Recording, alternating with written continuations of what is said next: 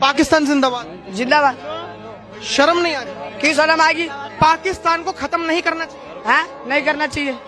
भारत देश जिंदाबाद है नहीं है और पाकिस्तान जिंदाबाद है नहीं। है। आपका नाम क्या होगा? कैफ। कैफ। पूरा नाम?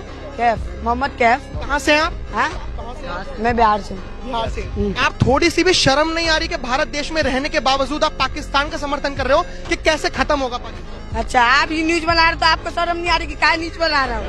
हाँ, आपको शर्म नहीं आ रही है कि न्यूज बना के सबको फैला रहे हो हिंदू मुस्लिम के बारे में? हिंदुस्तान का समर्थन क्यों करना? आप पहले हमें जवाब दीजिए, उसके बाद हम कुछ बोलेंगे। तुम जो बोल रहे हो, वहाँ भी आदमी है, यहाँ भी आदमी है, वहाँ भी मुस्लिम है, वहाँ भी हिंदू है, यहाँ भी हिंदू है, सब तो है इंसान। तो क्यों सबको खत्म करना? पहले ये बताओ, क्यों करना? सबको जिंदगी जीने का हक है, सबको हक है, तो क्यों खत्म करना? आप पाकिस्तान का समर्थन करते हैं? कहीं आप जाओगे वहाँ, कहीं आपको खत्म कर दिया तो हो गया काम। आप पाकिस्तान का समर्थन करते हैं? हाँ, करते हैं।